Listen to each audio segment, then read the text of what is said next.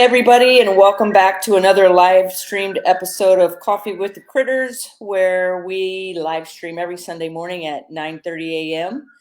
on the Animal Behavior Center's Facebook page, unless otherwise noted.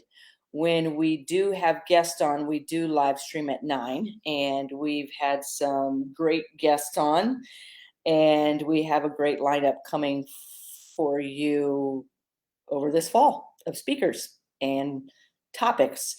So here on the Animal Behavior Center's Facebook page on Coffee with the Critters, we live stream and we focus on the science of applied behavior analysis, and it's focused on animals and positive reinforcement training, which means we don't force animals to do what we need them to do. We teach them to do what we need them to do. We reinforce desired behavior through identifying reinforcers and using that throughout their day.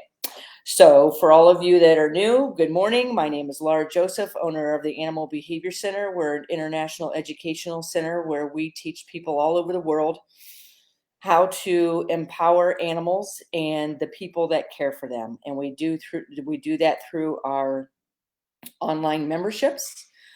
Level 1 and level 2 for people working with animals that want to know more about the science of behavior and how to do the work that we do. We teach that through our live streams to people all over the world. Good morning, everybody. So you can also reach me personally by emailing me, and you can email me at Lara, Lara, at theanimalbehaviorcenter.com. So I'm going to try really hard to get through this in a half an hour, and I really have no time to go over.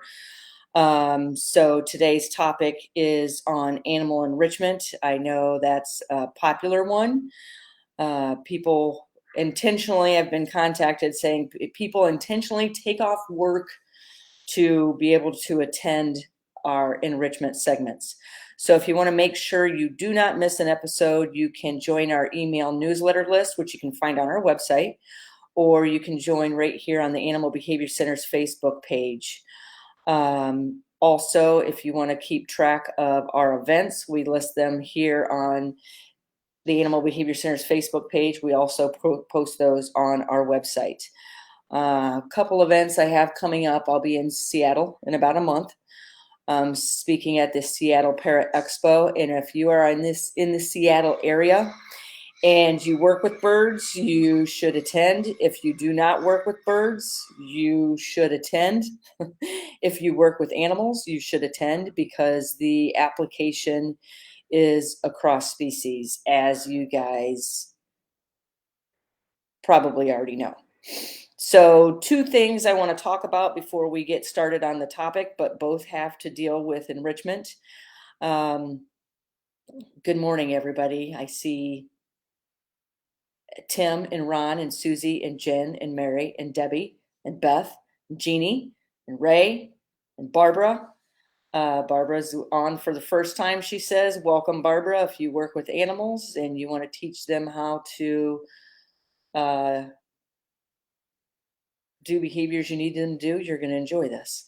And Adrian and Jen and Sylvia, good morning, everybody. So 2 things I want to talk about before we get started. I do a recap of the past week. For those of you that, let me see if I can get the Gator bigger, know that the work I do, this is one of the Gators I'm working with that had an injured front left leg.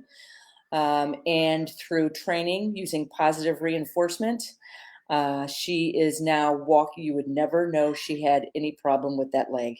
And I've been doing physical therapy training with her throughout the summer, and she's doing fabulously. So here she is. This is a photo I snapped of her yesterday, teaching her to touch her nose to a target, and I hold it directly above her head, and I say, up, up, up, up, up, up. And when I bridge and reinforce, I still say up, up, up. And she knows that means keep up tall, straight for a longer period of time to help strengthen that leg. And it's working.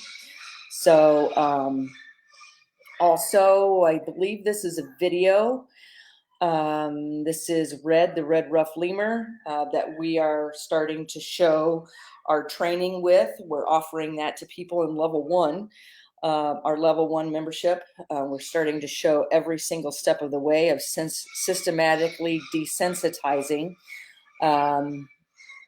her to the crate. So people in level 1, even though level 1's for companion animals, level 2 is for people in the profession of training animals, want to see this because they understand that the science applies across the species. So this is a red Ruff Lemur, once afraid of going in the crate. And here I am intentionally calling her out of the crate because now she no longer wants to come out. Once fearful of going in. You coming?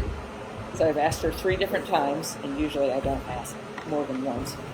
But I wanted to show you guys that her and I working together. So there she's even turned around wanting to go, or he's wanting to turn around and go back in the crate.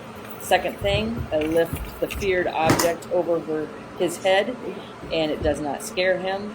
He stays on the table. He wants the training to continue. So I am not able to work with him every day. And I say that because I want you guys to know that some of you may think that I train all day, which I do, but I'm training numerous different animals. Sometimes I can't get back to that animal for a second training session that day. And sometimes I miss days. This can still happen. Okay. So let's go ahead and talk about our topic, enrichment. And let's see, I'm starting this off. This is enrichment across species.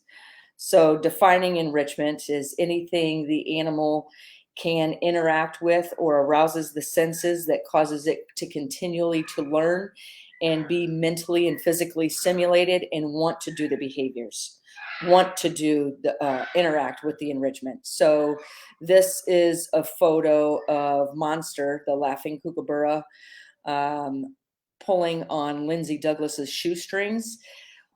Why is this important?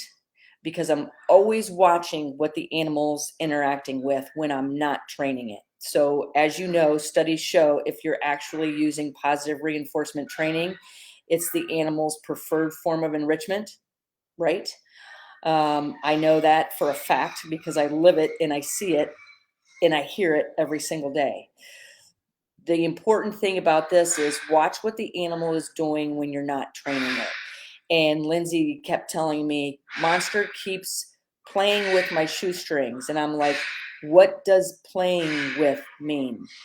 Show me what it looks like and identify the reinforcer. Why? And then if it keeps interacting with this object, you may want to consider adding that to its form of enrichment. Enrichment gives the animals something to do to continue thriving in their environment when we're not training them. Jen says, I think sometimes people forget that we don't get to choose what the animal thinks is enrichment. Yes. So just like the animal is always the one that determines the reinforcer, it's also always the one that determines the enrichment. And it's up to us to observe and be able to incorporate those items into their daily enrichment. So here was a photo I took yesterday. I was running into the enrichment room where we keep our human refrigerator, and I was looking for lunch, but that didn't happen until 3 o'clock in the afternoon because I was so busy. But Wilma, when I opened up the freezer, Wilma flew to the stand as closest to the freezer as possible. My point in saying that is do be careful. Do not punish curiosity. When I see a curious animal like this, also we label her as nosy. When they're nosy, they're curious. When they're curious, you have all the opportunity in the world to start training, shaping behaviors. Be careful, whatever they're curious about, be careful not to push them past their comfort level because you could punish that curiosity and actually prevent the animal from thriving in the environment, and they start being nervous in their environment. So good morning, Shelley. I will see you tomorrow morning. This is a photo of, see if we can make that bigger, dill. And what I've got my notes here. So there's a lot of different types of enrichment. You have environmental enrichment, things that are natural in the environment, in the animal's environment. And from day one, years ago, I have said, providing natural enrichment is fabulous. But a lot of times it's not enough, because when these animals aren't living in their natural environment, we have to go above and beyond natural. And that's when we step in with the training. A lot of times this isn't what the animal would see in their natural environment, and we need to increase complexity. So with positive reinforcement being an animal's preferred form of enrichment, we can't always be training them. So we have to look for other things for them to do. And some of that isn't natural. And I'll show you some examples of that. I know this is kind of bird heavy in the beginning, but we're going to get into all different species. One thing that is a must for birds in our care is aviaries. I am a big proponent of aviaries because I've seen how it's changed behavior, modified behavior for the best. And if you don't want to look at this as an aviary for birds, you can look at this for outdoor enrichment areas for all animals. The thing I love about outdoor enclosures and aviaries is it provides so much enrichment that we don't have to put extra work into, because I know we get really busy and a lot of times we can't give as much enrichment as we want. This is where the outdoor enclosures and the aviaries come in. They've got the sun, they've got the wind, they've got the changing weather. Whether it's raining, they can always provide shelter from it, but a lot of them prefer to go in it. You've got the substrate on the ground, whether that's grass, trees. You've got the animals running around, flying around outside, the people outside. It's something for them to look at. It's an easy form of enrichment that we often don't, that provides a lot of changes. Good morning, Sherman. I just replied to your email this morning. And Shelly says, I truly believe the outdoor aviaries are the #1 thing that helps kill the cockatoos here. Aviaries help prevent a lot of behavior issues. So next I want to get into foraging. Is this what I'm talking? So these are foraging toys. All right. So there's many different types of enrichment, and we can provide enrichment through foraging.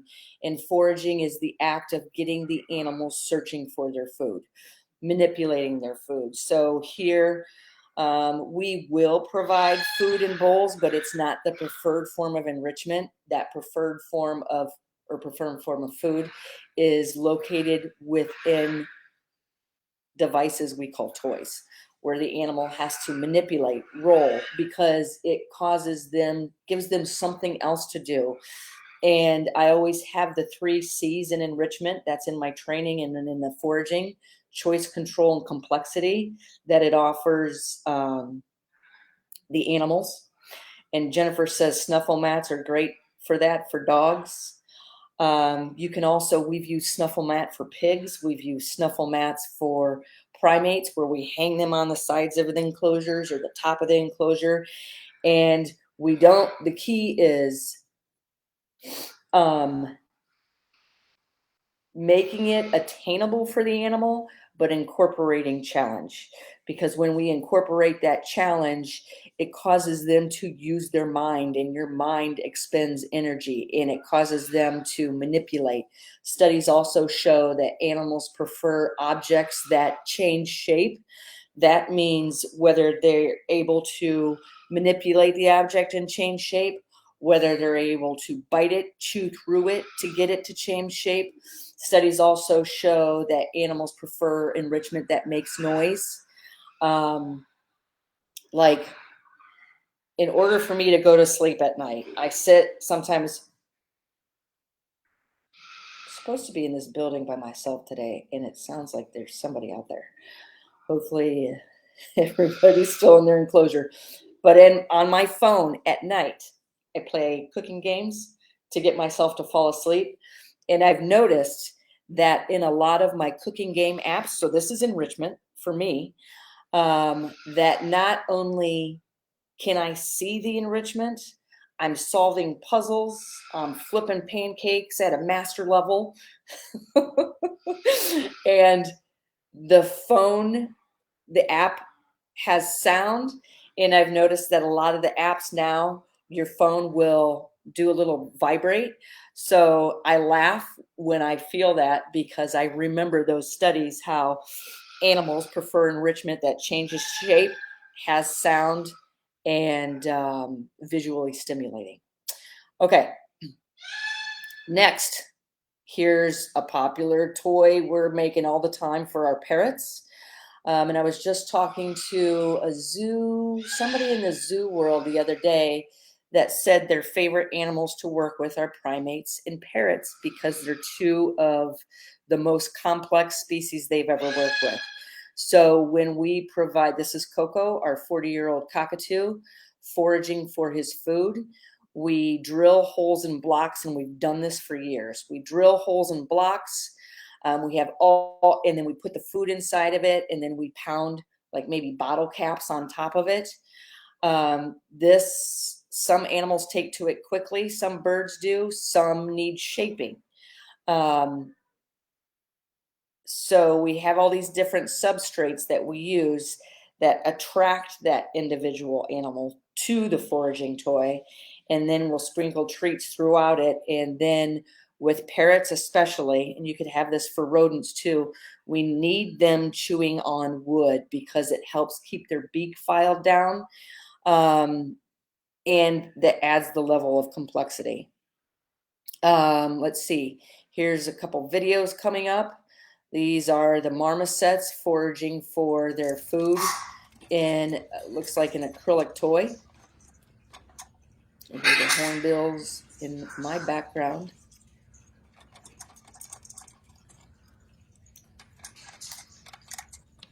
So look how much time that's occupying, how it's keeping their interest. It looks like this toy has sliders where the food may come out in little slots or drop to the next compartment down. So this is an object that changes shape, but not a lot, but it's a puzzle feeder. So this marmoset's hanging upside down.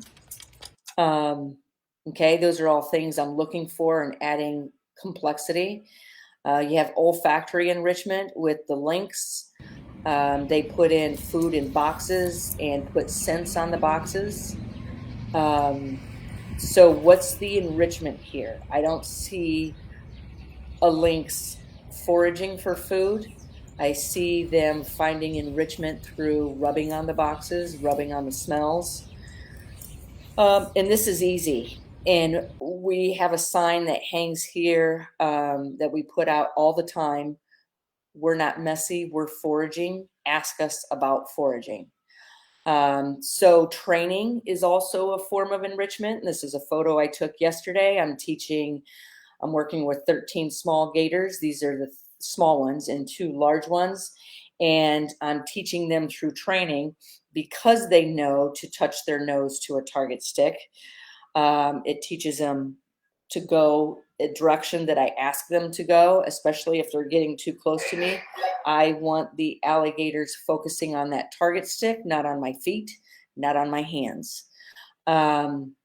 So they know when they see the target stick to open their mouth and food comes in. But the thing is this target stick is really long, and my feet are right on the other side of this camera. And what I'm showing is that the alligator's focused on the target stick, not on my feet. I don't put myself in situations where I can get hurt. If I get hurt, it's because I don't understand. If I don't understand, it means I skipped steps in training and understanding that animal. Training will help you understand the animal. But what's really neat is this target stick is so long that I've been holding it over the middle of the pond and getting the alligators to jump up in the air to touch their nose to the target stick, which is really great for people to see, because I can teach them not only about their sounds and how they feel vibrations through their ISOs, I can explain how they can jump and how they can run. Anyways, training is a great way to help educate people, how to show people and educate people about the species of the animal. So this was something I did yesterday. This is providing enrichment for people observing the animal. And if people, I'm really big into education and conservation. I always have been. And so through training these different animals, I have this big crowd of people in front of me, and I can talk about the statistics in the wild, talk about the anatomy of the individual animal, teach people to appreciate these animals. So this was yesterday. We had ordered some black canvases and put some neon non-toxic paint obviously on it, and then I show the animal. You can see the people lining up to see what's getting ready to happen, and I show them how I teach the animal. I put the canvas down on the ground and teach the animal and show the animal to climb across the canvas through following the target stick. And then with the two big ones, I ended up going in with the two big ones, and this was the painting that as it was a result. This was one of the larger gators in the other enclosure. And he laid on top of the canvas. This was Elvis. He laid on the canvas, which you can see the markings from his belly and the top of this canvas. And then he stood up and walked, and you can see his tail, and it made this really cool designs walking over top of the canvas. And then this was Priscilla's. You can see where she laid down as well, and you can see where she also used her feet to crawl across the top. So encounters, all right? Encounters are ways to educate people, and through the encounters, they get really excited with the interaction with the animal, and some of them have never seen these animals. This is Fred and Wilma. You guys that have watched the work we do have known how far they are coming. So look, Fred is sitting right there on the right. Fred was one that, well, Fred and Wilma both, if you were to walk in the same room they were in, they would fly away from you as far as possible, and they would throw themselves into the sides of the cage just out of fear. And remember back when, was it 2 years ago? We had to cover the back of their enclosure, the back 5 feet with sheets, so they have a place to hide when people walked into the room. And now look at this. And look at the smile it brings to the people's faces. And it gives them the opportunity to learn about black-cast hornbills, their statistics in the wild. And the first thing I hear when people approach, and here's a guy with a beard and a hat, that's different things that the animals need to get to. The first thing I hear from people is, oh my gosh, they look like dinosaurs. And I'm there to say, well, that's because they are. But my point in showing those is there's social enrichment. So if an animal has to live with humans for the rest of their lives, because I deal a lot with companion animals, wildlife rehab animals that don't go into rehab and be released, they're injured and they cannot be released. So my job is to step in and take as much fear and stressors out of their lives. And I work with a lot of zoos and shelters. So stress is involved in all of those areas, and I teach people how to take the stress out of the animals' lives and the people's lives. And you'll see that the opportunity at first, animals were aggressive towards, usually based from fear, from being forced and fearful of people, and we can change that. And enrichment can be in the form of being social with people. Here was a video I took of Rocky yesterday. This is me sitting right here at my desk, and this is my view. And Rocky goes to an area where he can see me and starts saying peekaboo. And I want to reinforce that. What are you doing? Instead of the scream, So I'm reinforcing. You can see he's clearly looking at me. And there's no screaming. I see you. So it's eye contact as the reinforcer. It's also me vocalizing back to the animal. So I'm taking a look at what you guys are saying. Looks like you guys are talking amongst each other. Hello, Lynn. Good to see you. And Sharon and Peggy and Iris. So with that being said, I've got some alligator training and tortoise training to do today. So I'm going to have to run. But if you guys have liked what you've seen, you can find this on our website at theanimalbehaviorcenter.com. In our memberships, level 1 is for companion animals, but we are starting to show every step of our training with working with a red Ruff Lemur on systematically desensitizing him to go into the crate. We also are showing that in level 2. Level 2 is more for people who want to understand applied animal behavior and applied behavior analysis better and how it works with an array of species. In level 2, you will find our alligator training is happening there. And I show a different species of animal all the time in what I'm doing. And you also have our podcast in our membership. Our last podcast was on systematic desensitization, which is why I'm showing my work with the red Ruff Lemur in there right now. We also have our projects, which are species specific. So if you work with a parrot, or you live with a parrot, in the parrot project, deaf dogs, in the deaf dog project, pigs. We also have our webinars where you can find on the Animal Behavior Center's Facebook page. You are very welcome, Debbie. And on an array of different topics and different species.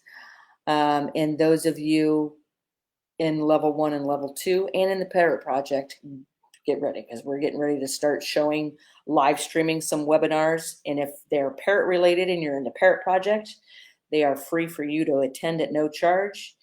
If they're companion animal related, they're free for level 1 members to attend. And no matter what the topic, whether it's identifying reinforcers and reinforcement or the 4 main factors of reinforcer effectiveness, all live streamed webinars are free to anybody who's in our level 2. So I want to mention this. It's not too early. It is almost September. I know people start thinking ahead of time for gifts for the holidays. Don't forget, we have gift certificates available for people who want to who might find enjoyment in our memberships and our projects. We also have our referral